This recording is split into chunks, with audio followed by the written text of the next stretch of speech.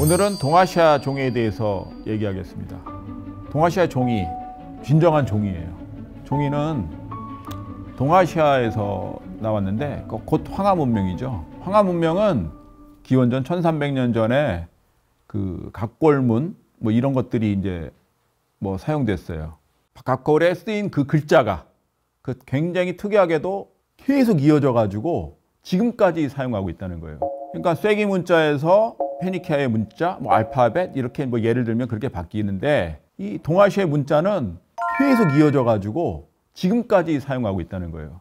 이거 굉장히 재미있는 일이죠. 다른 지역에 비해서. 그러니까 거꾸로 말하면 또 무슨 생각할 수 있냐? 여기는 이민족의 침입이 잘 없다라는 거죠. 다른 문명권의 침입이. 그래서 왜 메소포타미아보다 동아시아가 좀 늦을까? 어떤 서사 재료의 등장이 늦을까? 여기 경쟁이 덜 치열한 거예요. 왜냐면은 이 메소포타미아하고 이집트하고 인더스하고 가깝습니다, 생각보다. 여차하면 그냥 쳐들어가면 맘만 먹으면 며칠이면 가요. 근데 이 동아시아에 있는 이 황하 문명 좀 떨어져 있는 거예요. 경쟁이 덜하니까 이게 서사 자료, 이렇게 그런 것들이 늦게 나타나는 거죠. 발전이 약간 늦는다고 봐야 돼요. 그래서 각골문이 BC 한 1300년경에 나타나고 그 다음에 이제 서사자를 뭐를 썼냐? 무슨 청동기니까 청동기에다가 글씨 쓰고 그랬단 말이에요. 청동 다음에 발견되는 것들이 뭐냐면 이제 죽간이에요. 죽간, 대나무죠. 대나무 쪼개가지고 거기다 글 쓴단 말이에요. 그 다음에 목판, 나무판 이런 거 돈 안 들잖아요. 이게 상당히 오랜 기간 썼습니다. 동아시아에서도.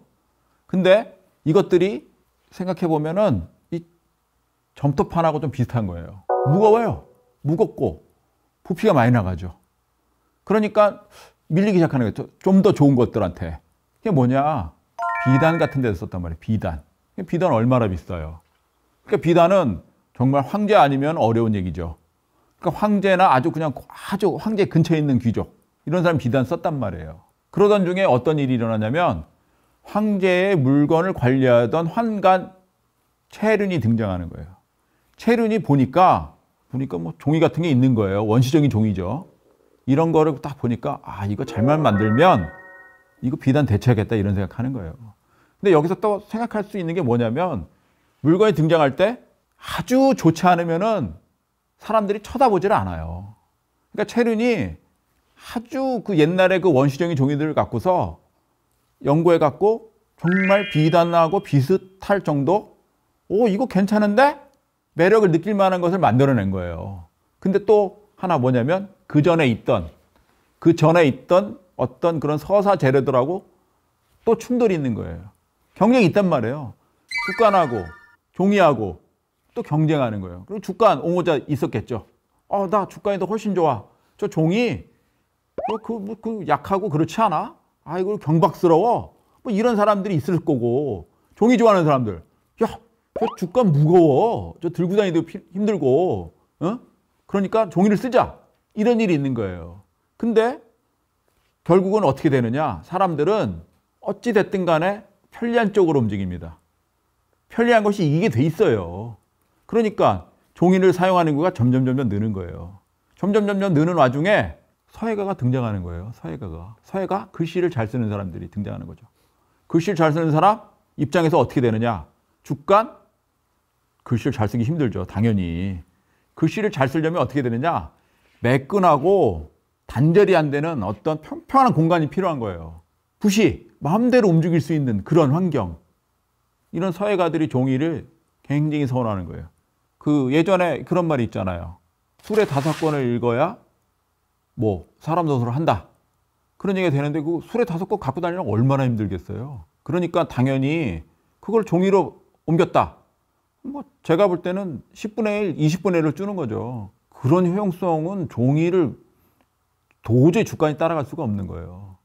또 하나는 서예가들이 등장하면서 아름다운 글씨가 나오니까 서예에 대한 또 관심이 올라가고, 그러니까 서예 관심이 올라가면 또 더 좋은 종이가 나오고, 이거 물고 물리는 거 돌고 도는 그런 상황이 일어나면서 종이는 완전히 자리를 잡게 되는 거예요. 종이 이게 너무나 훌륭하잖아요. 어떻게 되느냐? 인근에 필요한 곳이 생겨요. 최초로 필요한 곳이 생긴 곳이 어디냐? 우리나라입니다. 그러니까 종이하고 뭐가 같이 들어오느냐? 불교가 같이 들어오는 거예요. 불교 같이 종이에 들어갔고 이 종이는 다시 우리나라에서 한 번 다시 우리나라 지역에 맞게끔 진화를 하는 거예요. 종이 물건이지만 이게 살아있는 생물체와 비슷하다고 생각해요. 그 지역에 맞게 진화를 하는 거예요. 종이가 우리나라에서 한 번 더 즐겨져요.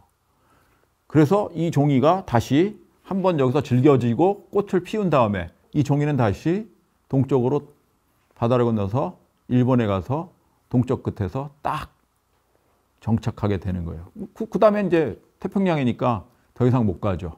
종이가 그 일본에 도착했을 때가 한 610년경이라 그래요. 610년경에 또 이 중동에서 무슨 일이 일어나냐면 어떤 사람이 기도를 하다가 뭐 하나님의 천사 가브리엘을 만났다.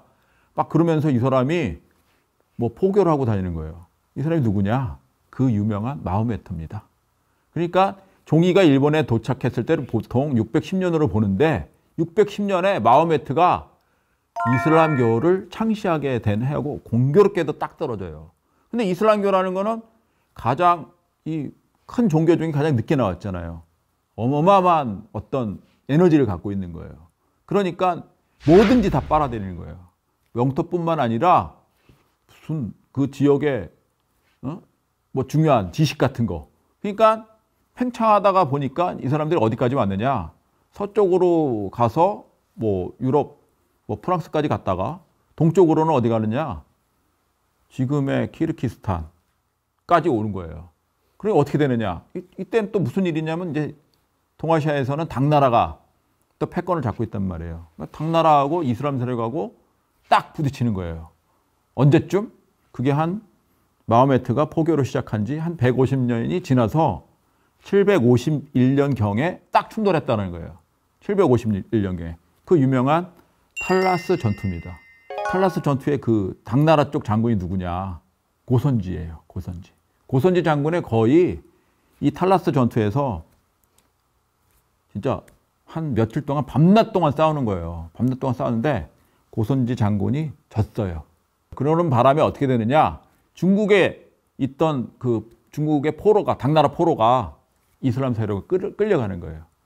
근데 그 중에 종이를 만들 수 있었던 사람들이 있었던 거예요.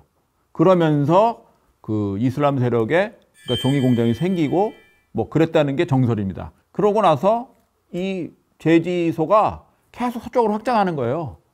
그 다음에 뭐 그 다음 지역으로 이동하고 그 다음에 뭐 결국은 이집트까지 가게 되는 거예요. 이집트 파피루스의 나라잖아요. 파피루스하고 종이하고 딱 부딪히는 거죠. 여기 또 파피루스가 또 버티겠죠. 그러나 종이가 역시 우수하잖아요. 결국은 이집트에서도 제지소가 생기게 되는 거예요. 그게 언제냐? 950년경 이 정도의 제지소가 생기는 거예요. 그래서 종이가 이집트에 도착해서 제지소가 만들어진 다음에 바다 건너 유럽에서 무슨 일이 있었냐? 유럽은 계속 파피루스하고 양피지를 쓰다가 파피루스를 공급을 못 받게 됩니다. 왜냐하면 이슬람권에서 이집트를 점령했기 때문에. 이집트를 점령당한 뒤로는 파피루스 빼고 양피지만 쓰게 되는데 양피지만 쓰다가도 어떤 저술의 활동을 하는데 처음에는 그렇게 어려움이 없었을 거예요. 근데 거기 사회 발달하잖아요. 그리고 또 여기는 어떻게 되느냐? 이슬람권하고 경쟁하면서 발달하는 거예요. 경쟁하면서 발달하니까 당연히 이슬람권이 올라가면 유럽권도 어떤 문화적인 과학 면에서 올라가게 되는 거예요. 그렇게 되면 이슬람권은 양피지도 있고 파피루스도 있고 거기 더군다나 종이까지 있는데 뭐 상대가 되겠어요? 그러니까 어떻게 되는 거예요? 유럽에서도 서구에서도 이고도의 물건이라고 배척하던 종이가 들어가게 되는 거예요. 근데 만약에 예를 들면 동아시아의 종이가 서구에 들어갔다 바로 히터펜으로 쓰면 그 종이 바로 뚫립니다. 구멍이 나요. 그러니까 사람들 어떻게 생각하겠어요? 이거 못 쓰는 물건이네 이렇게 되겠죠. 그때 종이가 들어가자마자 이런 상황에서는 양피지가 종이보다 위에 있는 거예요. 그 사람들의 인식, 또 관성도 있고 기득권도 있고 그런 상황이 있었다가 그리고 종이는 또 종이 나름대로 또 어느 지역에 가면 진화를 한다고 했잖아요.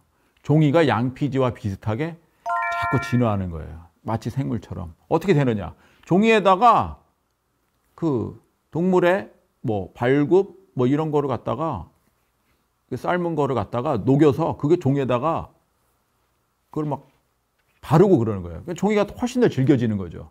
근데 그럼에도 불구하고 계속 이 관습이 굉장히 무서운 거예요. 종이가 양피지의 우위 잊지 못하는 거예요. 근데 아주 큰 중대적인 사건이 일어납니다. 그건 뭐냐? 바로 인쇄술의 등장이에요. 인쇄술 어마어마한 얘기죠. 왜냐하면 사람들이 1450년경에 등장한 인쇄술이 50년 동안 그 이후로 1500년까지 1000년 넘게 손으로 쓰던 그 책보다 그 50년간 더 많은 책이 만들어졌다. 양피지는 할 수 없는 종이가 할 수 있는 그런 장점인 거죠. 그러니까 어떻게 되느냐. 인쇄술이 발달한 다음에는 종이는 우습게 보면 안 되겠는데 이런 상황이 펼쳐지게 됩니다. 오늘 수업은 여기까지입니다. 감사합니다.